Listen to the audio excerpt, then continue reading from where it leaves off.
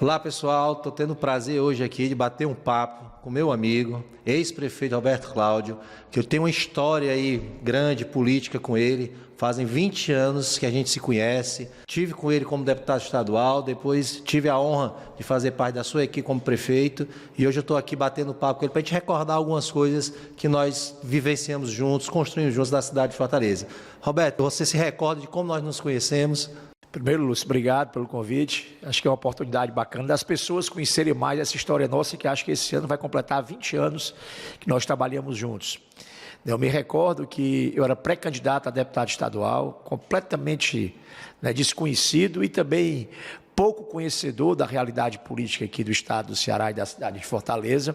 E o Lúcio nos deu o privilégio de vir coordenar essa nossa campanha aqui em Fortaleza.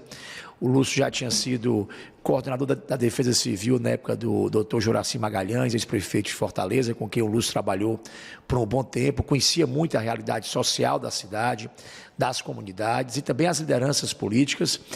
E eu recebi uma verdadeira aula do Lúcio, pessoal, porque o Lúcio me levou para comunidades que eu não conhecia. Eu fui experimentar, a gente lançou uma época, o Queiroz Filho, o Lúcio, a Manu e a Diana. Era a nossa equipe de trabalho da pré-campanha para deputado estadual. E me recordo que a gente montou uma ideia que era uma ação social nas comunidades, em especial de atendimento à saúde, mas também de prevenção, conjunto de serviços. E o Lúcio que fazia aí a escolha das comunidades, a partir da necessidade de cada uma delas. E aquilo para mim foi uma aula mesmo, assim. Eu tinha vindo de um doutorado nos Estados Unidos, eu conhecia muito a realidade dos livros, e o Lúcio abriu as portas da realidade, dura realidade, de muitas comunidades da cidade de Fortaleza. Eu me recordo de muitas histórias, mas vou aqui lembrar de uma, Lúcio, que a gente viveu juntos, nessa peregrinação que a gente fez aí pelas comunidades, Granja Portugal, Barra do Ceará, Beira do Rio, boa parte de Maranguape não estava feito, então havia muitas comunidades morando na beira do rio ainda, e uma delas que eu visitei, e me recordo bem de um fato, a gente foi ali no Morro de Santiago, na área das dunas, mais especificamente, e me recordo de uma criança que eu fiquei chocado, uma criança com os pés cobertos de bichos de pé, a família inteira, porque a casa era literalmente numa palafitazinha, numa duna, e foi essa aula de realidade que me fez, eu diria, mais desejoso de dar uma contribuição, de me envolver na política. Então eu devo ao Lúcio muitas coisas, mas essa primeira aula de conhecimento da realidade social da cidade de Fortaleza por dentro, de militância com dessas lideranças, que muitas delas têm testemunhos extraordinários, nos deram testemunhos extraordinários ao longo da nossa trajetória, foram muito importantes para a gente amadurecer, Lúcio, eu e você, politicamente. Mas já faz 20 anos, a circunstância foi um encontro em virtude de uma pré-campanha para deputado estadual, e desde então nós estamos juntos, com mandato, sem mandato, mas eu tive com o Lúcio meus 2 mandatos de deputado estadual, nos meus 2 mandatos de prefeito de Fortaleza, na minha campanha para governador, que acabou não sendo vitoriosa, e continuamos juntos porque acreditamos em coisas em comum, acreditamos na força da política feita para quem realmente precisa, e principalmente pelo respeito que nós temos às pessoas que militam de fato nas comunidades.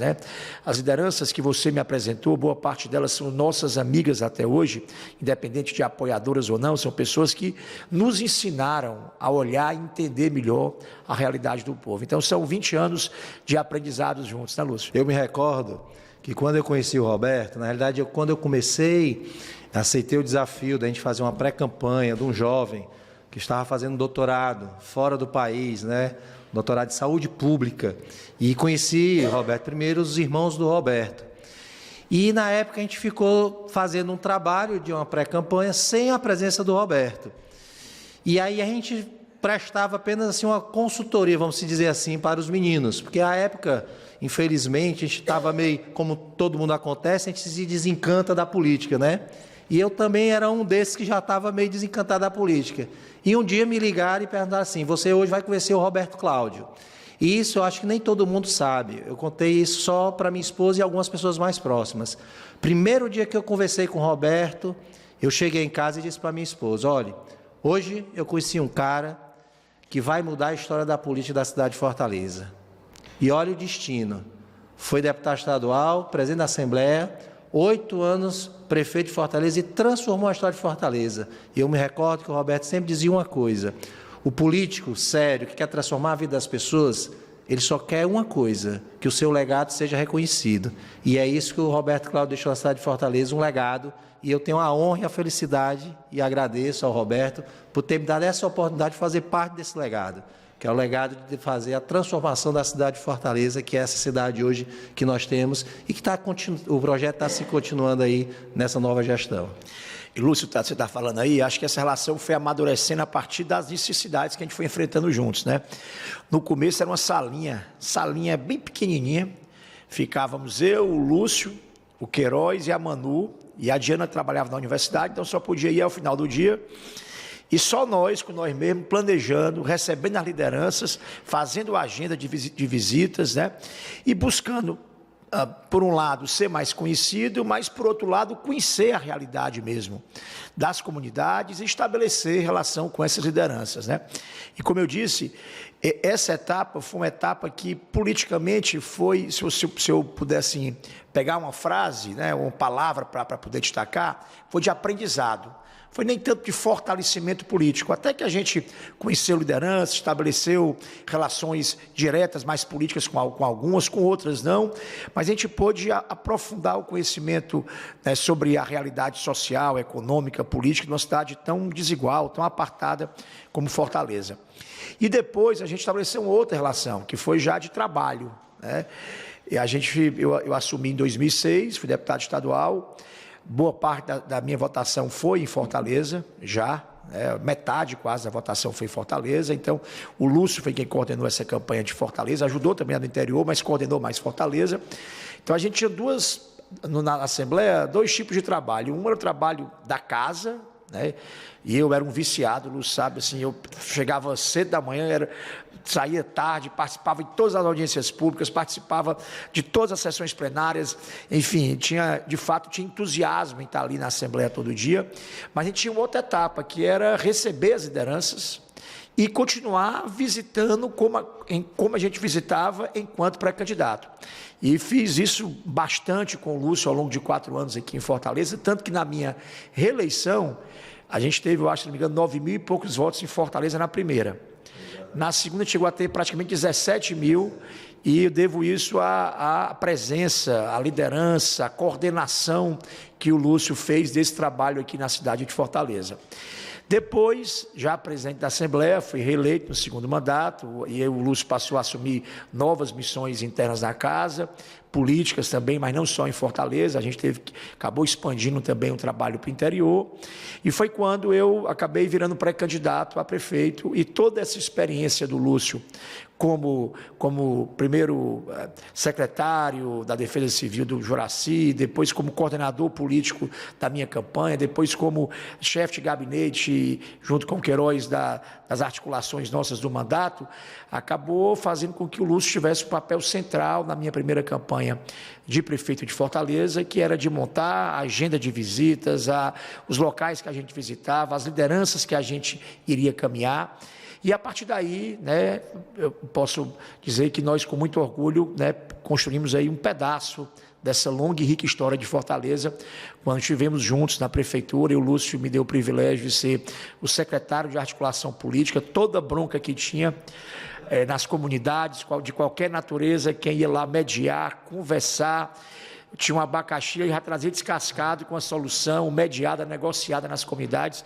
Então o Lúcio deu uma enorme contribuição, e nós podemos nos orgulhar, né, Lúcio, de ter deixado aí ao longo desses 8 anos um legado importante. E agora eu estou sem mandato, né, continuo militando na política, e o Lúcio está brilhando na Câmara como vereador de Fortaleza. Então somos um time, né, que aprendeu com erros, com acertos, né, com lições dos outros, e que tem amadurecido e não perdeu, eu diria, nós não perdemos, graças a Deus, a paixão pela política, o entendimento que ela é um caminho para se relacionar com as pessoas e, através dessa relação, modificar as realidades das famílias e comunidades. E o Lúcio foi uma das pessoas que mais me ensinou dessa trajetória aí política, de como lidar, né, de forma democrática, aberta, respeitosa com os conflitos que muitas vezes surgem dentro das comunidades. Eu vou aqui dar um exemplo, você tem 10 aí, me recordo de um agente, no começo do governo, a gente conseguiu o dinheiro para fazer 82 creches.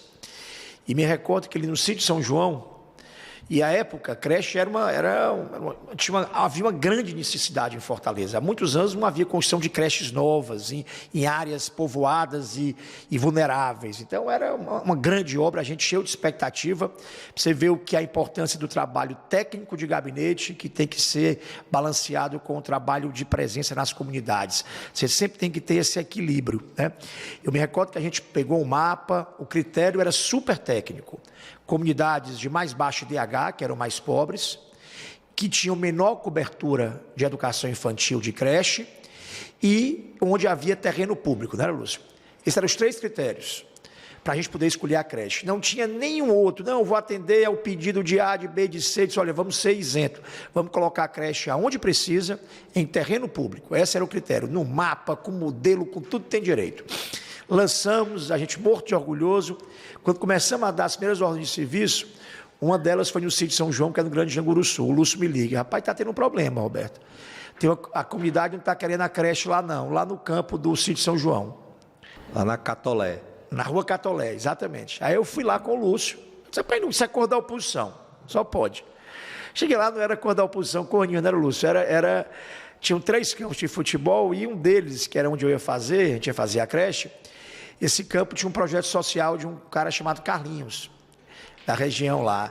E as próprias mães e avós que queriam a creche, na hora disse, olha, se der para mudar, prefeito, porque aqui é um terreno que a gente tem muito bem querer por causa do Carlinhos e tal. E foi essa crítica local da comunidade que foi ensinando a gente que essas coisas não podem ser de baixo para cima, por mais bem intencionadas e mais tecnicamente bem fundamentadas que elas sejam. Elas têm que ser negociadas localmente. Foi o Lúcio que negociou e acabou, né, Lúcio? O Carlinhos, através dessa negociação do Lúcio, a gente fez uma areninha. O Lúcio, olha, vamos fazer o seguinte, vamos fazer uma areninha onde tem esse campo. A creche mudou o projeto, ficou uma creche 2 andares, um terreno menor, né, e ficou a creche e a areninha, e por articulação do Lúcio, o próprio Carlinhos, que foi o líder comunitário, que brigou para a comunidade não perder o que tinha e acabou ganhando as 2 coisas, foi ser o gestor dessa areninha, para você ver como essas mediações, e quase todas elas, né, o Lúcio esteve à frente, eram importantes para a gente equilibrar a boa técnica, a boa motivação, bem fundamentada pelos técnicos, com a realidade social que a comunidade impõe, né? Que às vezes é diferente do que a gente imagina. Não é um mapa em que a gente escolhe aonde vai ser, o que vai ser, porque deve ser assim, porque os técnicos pensam que são assim. Isso tem que ser negociado localmente. Dentre muitos papéis importantes que o Lúcio exerceu, ele deu realidade e concretude a muito sonho e projeto que precisava ser adaptado e customizado à realidade das comunidades. Eu estou me lembrando aqui de outro, Roberto, não sei se você se recorda, a gente era por volta de 1h da tarde, e você sempre almoçava na prefeitura, dificilmente você saía da prefeitura. E chegou uma multidão de um movimento social para reivindicar a habitação. Mas era muita gente mesmo, muita gente. A minha sala era lá embaixo, e o Roberto me liga e diz, Lu, sobe aqui. Aí eu subi lá na sala dele, e ele disse, rapaz, o que é isso aí? Eu digo, rapaz, eu acho que é um movimento aí para reivindicar a habitação e interesse social. À época, uma carência enorme na cidade de Fortaleza. Os conjuntos que tinham iniciado, todos já tinham sido invadidos, não tinham sido dado continuidade pela gestão anterior. E aí, Roberto, vamos descer lá e vamos conversar com eles. E nós descemos. E quem era do movimento? Não sei se você se recorda, era a Denise Brito, né? A Denise Brito, lá com muita gente, eu não sei nem dizer aqui o número, era para lá de 300 pessoas. E o Roberto disse, rapaz, vamos lá fora conversar com eles. Eu me lembro que a gente vinha passando e os guardas municipais querendo sair com a gente. Roberto, não vai sair nenhum guarda, não. Só vai sair eu e o Lúcio aqui, nós vamos conversar com eles. E lá o Roberto pegou o megafone, conversou com a Denise e com a turma, o Erisvaldo, a turma que estava lá na hora, e de lá a gente marcou uma agenda para depois eu receber, para entender um pouco qual era o problema. Então, assim, essa era uma das características, e aqui falando do Roberto, as características do Roberto, de escutar, ver o problema, a gente não fugir do problema, e sim buscar a solução.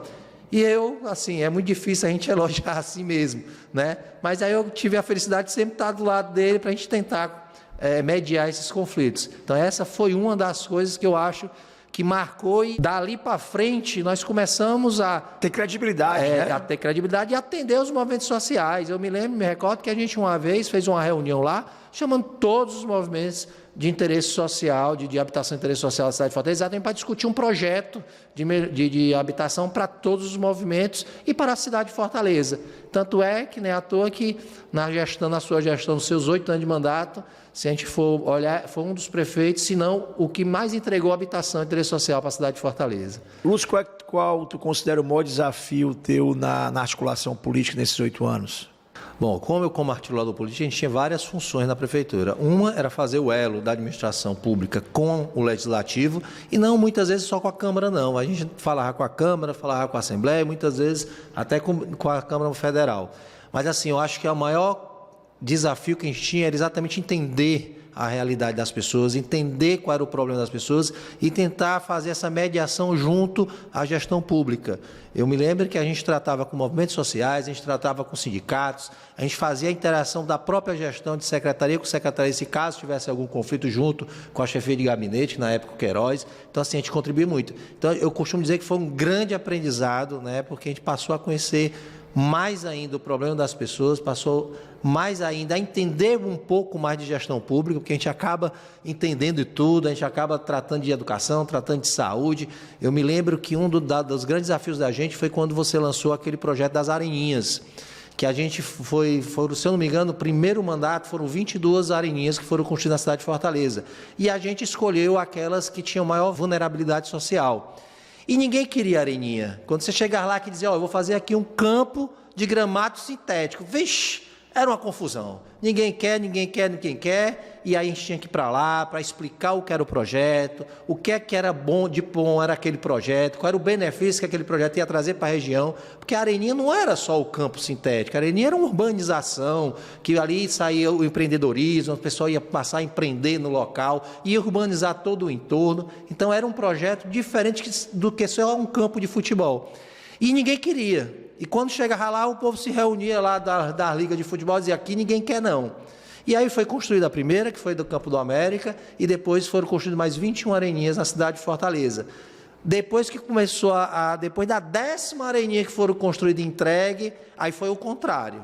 Aí todo mundo queria areninha agora. E aí foi o desafio, por isso que virou essa política pública. Então, assim, o grande desafio como articulador político, primeiro, foi entender um pouco, né, ter a humildade de escutar as pessoas, entender o que é que cada um sofre, entender o problema de cada um, para a gente poder ir buscar a solução. Muitas vezes a gente acha que a gente é o dono da razão e que a gente sabe tudo. Pelo contrário, eu como articulador político durante esse período de 8 anos, eu aprendi muito, eu cresci muito na vida, né? E hoje estou crescendo outro aprendizado estando na Câmara, né? Que agora estou do outro lado. Mas como articulador político, eu digo para mim que vai ficar na minha história da cidade de Fortaleza, na minha história de vida, é o crescimento pessoal que eu tive exatamente em poder estar lá na ponta, conversando com cada pessoa, vendo a realidade de cada um, para a gente ir buscar a solução e ao menos tentar amenizar o problema daquelas pessoas. Tem outro papel, Lúcio, se você me permite, que era ajudar nessa relação entre os secretários e a Câmara Municipal, né? Havia até por perfil, às vezes mais técnico de alguns secretários, né, um certo desconhecimento natural da realidade política, social das comunidades. Né? E muitas vezes você ajudou nesse aprendizado, nessa maturidade, nesse processo, né, de interação, de conhecimento que o secretário precisava, né, absorver, ter da realidade local. Né? Quantas vezes a gente decidiu o local de como você diz, do Areninha, ou do posto de saúde, ou de uma creche, e às vezes a ideia da secretaria era uma, e o vereador que conhecia a realidade local, porque morava lá, porque entendia como funcionava o fluxo das pessoas, qual era a área de maior necessidade, tinha uma ideia diferente. Então, você muitas vezes foi o mediador, né, entre a luta e a militância do vereador, da liderança que tinha o conhecimento da comunidade, com a boa boa intenção de fazer do secretário, que às vezes desconhecia essa realidade. Tem muitas histórias para a gente contar. Me recordo, você estava contando aí de outra também, em relação à habitação, que foi no Alto da Paz. O Alto da Paz era um terreno que era do município, que tinha sido ocupado, tinham 200 e poucas famílias já lá, mas vivendo em condições precaríssimas, boa parte em casas de madeira. E a gente finalmente recebeu o recurso para fazer, depois de anos de luta. E eu fui lá, chegamos de surpresa na comunidade, numa manhã, e saí andando de casa em casa e pedi para juntar lá uma reunião. Fomos na esquina, fizemos uma reunião, para dizer, pessoal, tem uma notícia boa, mas para se concretizar a gente vai precisar aqui estabelecer um pacto de confiança. Chegou o dinheiro para fazer os apartamentos aqui de verdade. E vocês estão aqui porque querem moradia. Então, vivendo aqui, muitas vezes, em casa de um cômodo de madeira, né? Então, nós vamos fazer o seguinte, vamos precisar que vocês saiam daqui, por enquanto, do terreno, para poder a gente construir os apartamentos. E eu estou garantindo que todo mundo que está aqui hoje será cadastrado hoje e terá direito a um apartamento com água, esgoto, com quarto para os filhos e quarto para o casal, banheiro, cozinha, com área de lazer. Agora todo mundo vai precisar confiar em sair daqui, nós vamos pagar um aluguel social, vamos pagar uma indenização, vamos fazer um acordo com vocês e depois, quando o apartamento estiver pronto, vocês vão voltar. E as pessoas, claro, no começo um ou outro ficou meio assim, e o Lúcio recebeu uma comissão das lideranças da comunidade, e hoje o SAR está fazendo um investimento agora de quase 150 milhões em Cuca, creche, posto de saúde, área de lazer, nesse mesmo Alto da Paz. Então é bacana ver as coisas crescendo, evoluindo, né? A gente lutou para poder aquele sonho, né, virar realidade, porque ali o que havia era muita vulnerabilidade, né? Não tinha esgoto, não tinha água, não tinha nada, só tinha um sonho de ter uma casa, de ter a casa, e agora o projeto está evoluindo, inclusive se expandindo e qualificando a moradia. Eu me recordo que a gente foi lá visitar com o Lúcio quando estava quase pronto, e foi o primeiro Minha Casa Minha Vida aqui do Ceará, que tinha interfone. Cada bloco tem sua caixinha de interfone, tinha um portãozinho com interfone isolado de cada uma das... E tinha apartamento de 3 quartos também. Apartamento de 3 quartos, alguns de 3 quartos com acessibilidade para famílias maiores, exatamente. Enfim, tem muita história aí para contar, mas acrescentando ao papel do articulador político, como você disse, que tinha que fazer essa mediação entre os secretários da Prefeitura e a Câmara Municipal, mas também com os movimentos sociais, eu acho que tinha essa outra também, que era a mediação das políticas públicas, entre a boa motivação técnica e a militância e a luta política dos vereadores, lideranças que conheciam melhor a realidade da comunidade, como adaptar isso para que uma boa ideia, de fato, se transformasse em realidade na ponta. Então, talvez por essa mediação que a gente conseguiu fazer, e você coordenou isso muito bem, a gente tenha conseguido entregar, né, tanto os compromissos quanto a gente entregou e, de fato, ter cumprido os compromissos que a gente assumiu com a população. Eu me lembro de outro projeto, Roberto, assim, a gente teve a infelicidade e aí, de suceder uma gestão que, na realidade, era uma gestão que, quando ela terminou, o poder público ficou inacreditado. Ninguém acreditava mais no poder público, era um desafio. E aí existia um projeto que iniciou-se como Costa Oeste e depois Vila do Mar. E quando nós chegamos na prefeitura, o projeto já estava há mais de 2 anos parado, o povo não acreditava mais que aquilo ia sair, e aí você tomou a decisão de botar o projeto para frente. Disse, não, mesmo o projeto não tendo mais dinheiro para ser executado, mas você disse, não, a gente vai ter que dar continuidade a esse projeto porque é a qualidade de vida para as pessoas, né? E aí a gente, como coordenador, secretário de articulação política da prefeitura, eu criei uma equipe e eu mesmo acompanhei muitas vezes as negociações com as famílias. Eu me recordo que quando a gente chegava lá, que dizia, nós vamos começar a obra, as pessoas diziam, já ouvi isso aí muitas vezes, isso é conversa, não, você vai sair daqui, vai para um aluguel social, depois vai para um apartamento. Vem de novo essa mesma conversa. Então esse também eu acho que foi um grande desafio nosso, foi reiniciar essa obra tão sonhada naquela região do Grande Pirambu, que é o Vila do Mar. E eu andava casa em casa, conversando com cada pessoa, e era incrível como as pessoas não acreditavam que aquilo ia acontecer. Depois que nós iniciamos, e aí a gente dividia a obra em 100 metros, né? A gente fazia 100 metros, depois fazia mais 100 metros. E aí as pessoas passaram a confiar. E se Deus quiser, esse ano agora deve estar sendo concluída toda a obra do Vila do Mar, depois de tantos anos, mas isso foi um dos desafios que eu particularmente tive, que foi que eu tive que ir ponta a ponta, conversar, muitas vezes sendo ameaçado pelas pessoas, rapaz, sai daqui, o que você está fazendo aqui? E querendo botar a gente para correr, mas eu acho que o papel da gente como poder público, né, era esse, era lá tentar conscientizar as pessoas que realmente dessa vez a gente ia para fazer, e tanto é que está lá. E aí foi uma das marcas da sua gestão, foi exatamente voltar à credibilidade do poder público, que até então não existia mais. E tem uma coisa legal dessa história, Lúcio, é porque os capítulos continuam, né? Assim, a parte da obra física a gente conseguiu entregar. O Sarto entregou agora recentemente a urbanização do trecho da Barra do Ceará mesmo, que não estava nem no projeto original, foi entregue, inclusive com a iluminação da ponte. E eu passei recentemente lá, tem uma coisa muito bacana acontecendo que eu não sabia, que é a troca do calçamento, porque um dos problemas é a manutenção daquele calçamento, e agora a prefeitura está fazendo o piso todo intertravado, igualzinho da beira-mar. Então eu fico imaginando, ali, nós que estamos metidos a corredor agora, eu e você, né?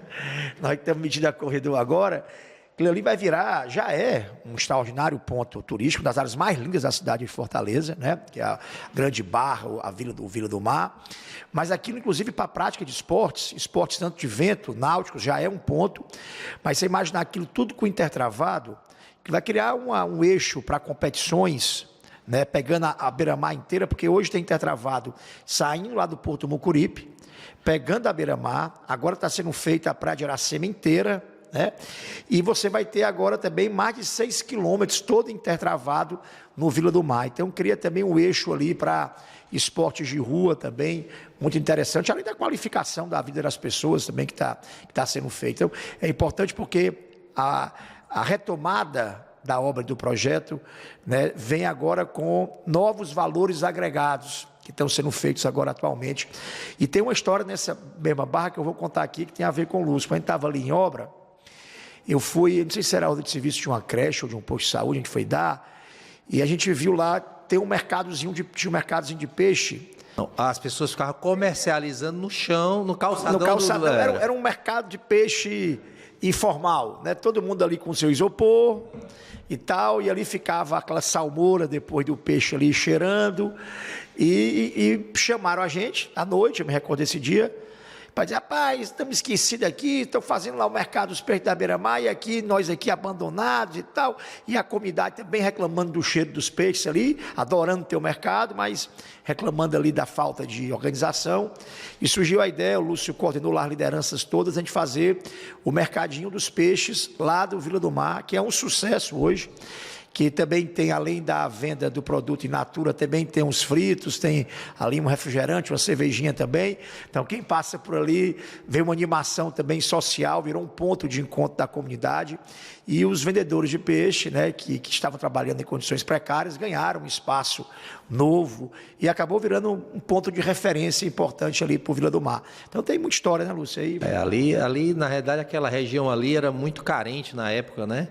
E o Roberto andando lá, tanto é que hoje existe uma creche, um posto de saúde, um mercado dos peixes, um ecoponto atrás, que era uma das demandas também da comunidade. E eu me recordo na época, Roberto, depois que você deu a ordem de serviço do posto, quando surgiu a história do mercado dos peixes, que você fez a promessa lá para os pescadores e para a comunidade, aí apareceu uma menina danada, rapaz. Eu fui para o negócio do Centro-Dia lá, aí chegou a menina lá, quem é esse Lúcio Bruno, quem é esse Lúcio Bruno? E eu, sem entender o que era, ela disse, olha, eu sou filha de um pescador, e que história é essa que meu pai não vai ser beneficiado? A Regina. Aí eu disse, não, quem está lhe dizendo que ele não vai? Não, já fizeram a lista, já não sei o quê. Aí eu disse, rapaz, só para você entender, como é seu nome? Ela disse, Regina, todos os pescadores que estavam no calçadão, o prefeito já pediu para cadastrar todos. E quem vão receber, as pessoas que irão receber os boxes são exatamente esses que estavam lá comerciando. Se seu pai estava lá, eu perguntei, seu pai estava lá? Ela estava. Então, se ele estava, ele será beneficiado. E hoje, a Regina, junto com a Sueli, são exatamente as pessoas que cuidam, reclamam, gritam, vão na rede social chamar a atenção do poder público, que é o papel, e é importante isso, que muitas vezes o poder público não sabe das coisas e precisa ser alertado, mas a Regina foi uma pessoa que foi guerreira lá desde o começo e hoje toca lá. Eu vou lá de vez em quando, já fui lá comer um peixezinho assado. Roberto já foi lá comigo por 2 vezes, a gente comeu peixe assado lá. Então, eu acho que é uma das histórias muito legal isso aí, esse mercado de peixe. E ficou, e todo mundo agora quer um mercado de peixe. Toda onde chega, rapaz, eu quero mercado de peixe, eu quero um quiosque, e essa é uma política muito importante para a cidade de Fortaleza.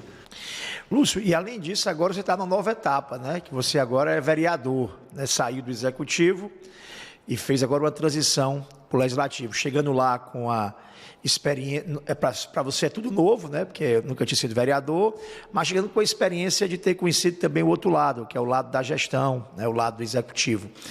E por essa razão tem se destacado lá na CCJ, na luta, né?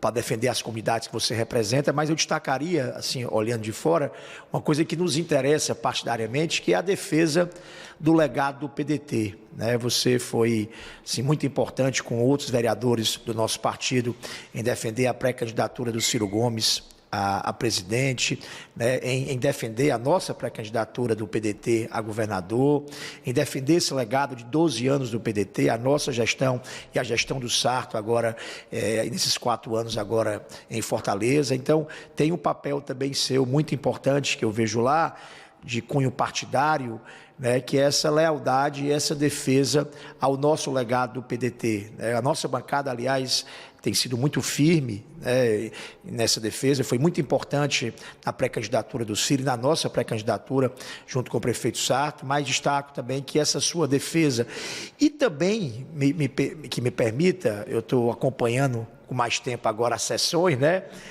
a sua defesa, a sua cobrança, né, para uma ação mais solidária e contundente do governo do Estado em defesa de Fortaleza. Não é só em defesa da gestão do Sarto, em defesa do povo de Fortaleza. Você tem cobrado aí, eu tenho assistido com muita contundência a falta de atenção para as políticas de segurança, o abandono do governo no apoio às políticas de saúde do governo do Estado, enfim, a falta de solidariedade e apoio aos aumentos abusivos agora de água, né, a sua crítica muito contundente à CAGES e a falta de clareza e transparência da CAGES e falta de atendimento da CAGES à população.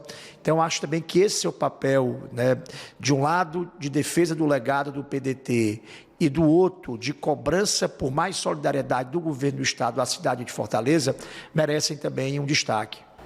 Primeiro dizer, Roberto, que para mim foi um aprendizado enorme. Você sai do Executivo, embora eu tratasse com os parlamentares, mas é diferente você tratar com eles de um lado e você conviver com eles e entender muitas vezes também o sofrimento e a dor que eles passam lá com o parlamentar. Primeiro tive a honra e o privilégio de, mesmo no primeiro mandato, ser escolhido pelos meus colegas vereadores presidente da CCJ, da Comissão de Constituição e Justiça, que é uma das mais importantes da casa. E participei de várias comissões. Hoje eu participo, estou fazendo parte como relator da CPI da CAGES, exatamente por causa da problemática. Há muitos anos a gente não se via, falta água, como está faltando água em Fortaleza, a falta de serviço, a falta de qualidade do atendimento, o desprezo que essa companhia tem com o povo da cidade de Fortaleza, sem dizer também as críticas ao governador Eumano, porque realmente a cidade está abandonada pelo governo do Estado. Todo projeto e parceria que existia, a Prefeitura e o Estado, hoje não existe mais. Vou dar um exemplo aqui. Falou-se muito na época a questão do aumento da passagem, mas esqueci de dizer que existe um subsídio para que essa passagem ela não aumente tanto, ela continue sendo a passagem mais barata do sistema integrado do Brasil, né? Mas o governo do Estado dava um subsídio por mês de 3 milhões de reais, que o governador, assim que assumiu, tirou. Não é nada não, mas ele tirou quantos milhões? Quase 36 milhões de reais de subsídio da Prefeitura de Fortaleza, do governo do Estado para a Prefeitura de Fortaleza, e sem dizer a interrupção que ele fez em vários projetos. E aí a gente cobra. Muitas vezes o pessoal diz lá assim, é o vereador deputado. E aí eu pergunto, e Fortaleza está onde? Fortaleza não está no estado do Ceará, Fortaleza não é a capital do estado do Ceará, então nós temos que cobrar sim. Muitas dessas ações do governo do Estado, vou dar um exemplo, a conta de água, a água no estado do Ceará. Quem banca, quem sustenta a água do estado do Ceará é o povo de Fortaleza. Se Fortaleza se apartar da macro-região, se Fortaleza se apartar do governo do Estado, Fortaleza é superavitário. Sobra dinheiro para o povo de Fortaleza. Não precisa o povo de Fortaleza estar sendo cobrado esses reajustes absurdos. O ano passado tivemos 2 reajustes. Nós tivemos no começo do ano e tivemos um em agosto. Somando os dois dá 18%. E esse ano já tivemos, agora a partir de agosto, 8%. São 26%. Se a gente juntar a inflação nos 2 anos, vai dar 8%. Isso não justifica. Será que o povo de Fortaleza tem que pagar a conta? Vamos ser solidários nossos irmãos cearenses, mas também a gente precisa que o governo do Estado olhe para a cidade de Fortaleza. Não justifica correr mais de 1 ano e 7 meses de governo, não tem um investimento na cidade de Fortaleza, não tem uma ação do governo do Estado na cidade de Fortaleza. É ao contrário, aumenta o ICMS, que é no lombo do cidadão de Fortaleza. A tarifa, que muitas pessoas não sabem, mas foi criada uma tarifa das águas do Rio São Francisco. E quando essa tarifa passar a ser cobrada, quem vai pagar é o povo de Fortaleza. É só o povo de Fortaleza que vai pagar essa tarifa. Porque judiar tanto o povo de Fortaleza, essa é a cobrança que a gente faz lá, que é um absurdo descaso. O governador vem fazer um evento aqui, dizer que conseguiu 40 ambulâncias do SAMU para o estado de Ceará. Faz uma festa na cidade de Fortaleza, congestiona a leste-oeste, fica lá acenando para todo mundo e quando a gente vai se informar, não vem uma ambulância para a cidade de Fortaleza. Creche agora nenhuma. Creche, a primeira leva foram 42 creches, ele assinou ordem de serviço, fez uma festa linda, bonita, nós todo mundo feliz, nenhuma para Fortaleza. E agora, novamente, veio o ministro anunciar creche, veio o governador anunciar creche. Festa tem muita. Aí a ação que é bom, nada. Aí eu pergunto, o que é que o governador tem contra a cidade de Fortaleza? O que foi que o povo de Fortaleza fez contra o governador? Por que essa perseguição? Por que essa falta de política para a cidade de Fortaleza? É isso que eu cobro. E a gente tem que cobrar, porque é o nosso papel lá, Roberto, né? É cobrar. E às vezes as pessoas acham que a gente está fazendo isso porque é oposição, é porque é só crítica ao governo. Não, é o nosso papel. A gente está lá porque alguém nos colocou lá. E a gente tem que defender essas pessoas que nos colocaram lá. E é isso que eu estou cobrando lá. E olha, vou continuar cobrando enquanto esse governador entender que Fortaleza faz parte do estado de Ceará, que o povo de Fortaleza não é inimigo dele, pelo contrário, porque às vezes a pessoa ganha uma eleição, ela ganha com um voto a mais, mas quando ela se elege e é governador, ela é governador de todo mundo, não é governador só de quem votou nele, não. E eu acho que o governador não entendeu isso. Eu acho que ele ainda acha que é governador só de alguns, só dos amigos, e está esquecendo a população. E o nosso papel lá é cobrar isso. O povo de Fortaleza quer que o governo do Estado trabalhe, invista e ajude a população de Fortaleza. Eu não entendo por que isso não está acontecendo. E ele não responde, e ele não fala nada, e está aí. E é no lombo do povo de Fortaleza, infelizmente. Mas, Lúcio, olha, a despeito dessa perseguição que você descreveu muito bem do governo do Estado à Fortaleza, né? Primeiro, eu acho que o governo quebrou, a verdade é essa. Eu acho que o governo, as finanças do governo estão em péssimo estado, está faltando dinheiro para tudo, né? E, para além disso, tem havido, de fato, como você descreveu, uma perseguição. Você olha, no começo do ano passado, começou o governo do Estado cortou 3 programas essenciais que tinha com a Prefeitura, existentes.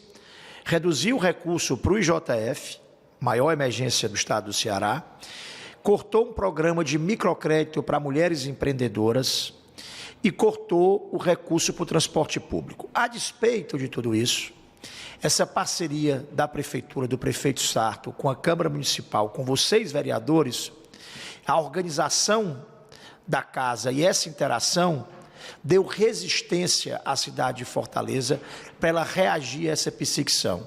E olha o que está acontecendo hoje.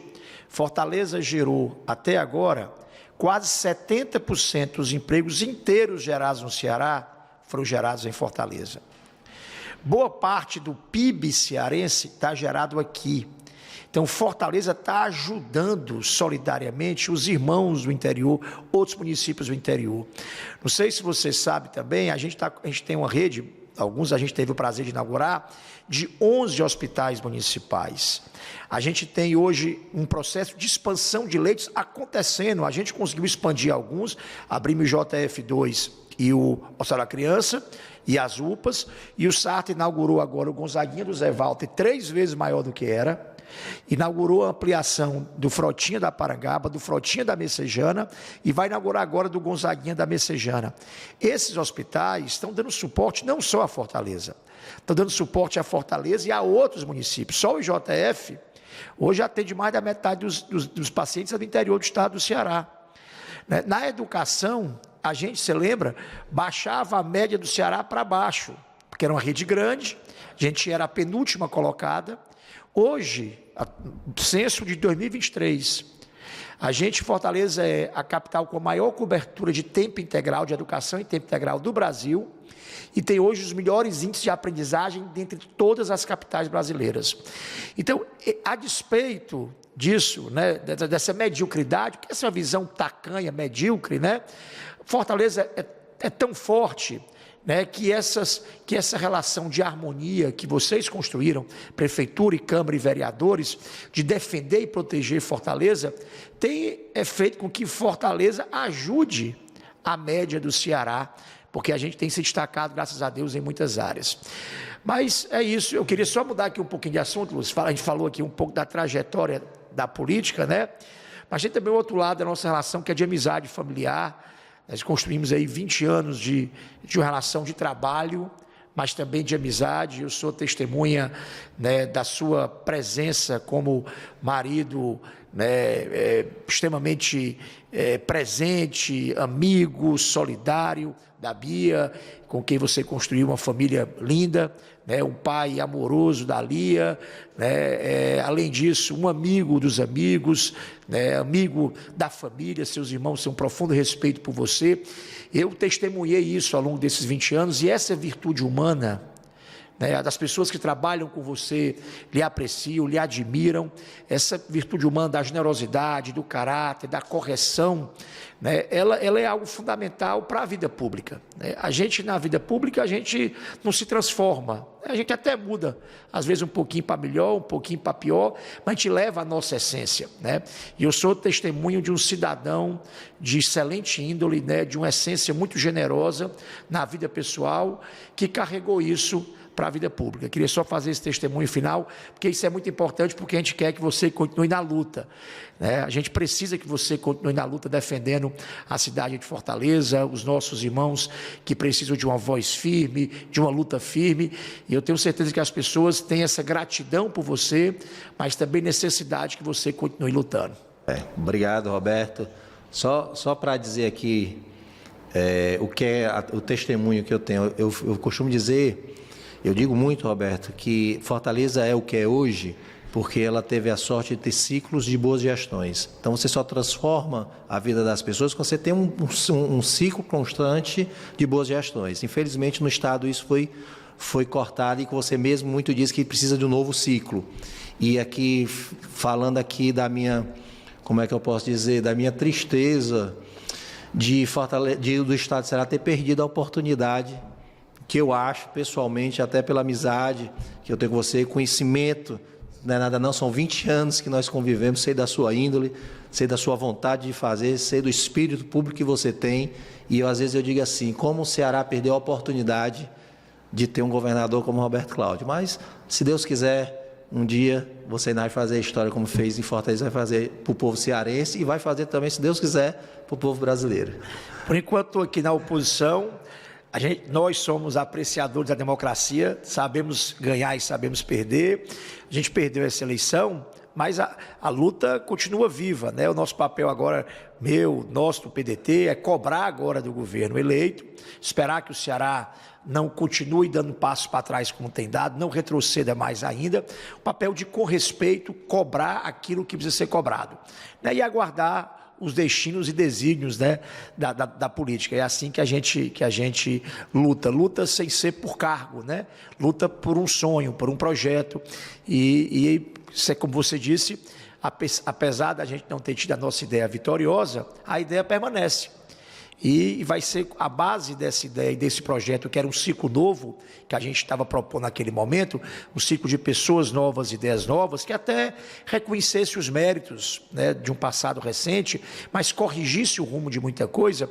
Essa ideia, ela não prosperou nas urnas, mas ela continua viva, e é isso que a gente tem defendido nas caminhadas pelo interior, aqui em Fortaleza também, e vamos, como eu disse, de um lado, cobrar, né, do governo, do outro, fazer com que essa ideia, com que esse projeto continue vivo. Isso passa, inclusive, por Fortaleza. Não deixar que uma turma que está desarrumando o estado do Ceará, que está literalmente quebrando o Ceará, fazendo com que o Ceará volte, por exemplo, à zona de rebaixamento da pobreza, Lúcio. Na década de 80, antes do ciclo do Tasso, Fortaleza aparecia como um dos estados de maior nível de pobreza do Brasil. A gente conseguiu mudar isso e agora nós somos mais uma vez o terceiro com maior percentual de pobreza de todo o país. Só ganhamos do Acre e do Maranhão. A gente passou de novo a ter vergonha dos indicadores sociais e econômicos do Ceará, diferente do que tem acontecido aqui em Fortaleza. Então é por isso que a nossa luta não é só uma luta pelo partido, por uma eleição, é por um projeto, é por uma ideia e também para evitar que esse tipo de hegemonia que está em torno de um projeto de poder de um partido e não em torno de um sonho de mudar a vida das pessoas, possa fazer com que Fortaleza corra o risco de dar passo para trás, como o estado do Ceará está dando. Queria aqui agradecer e a todo mundo que acompanhou esse bate-papo aqui, conhecer um pouco mais da nossa história, da nossa caminhada junto aí. Muito obrigado a todos vocês.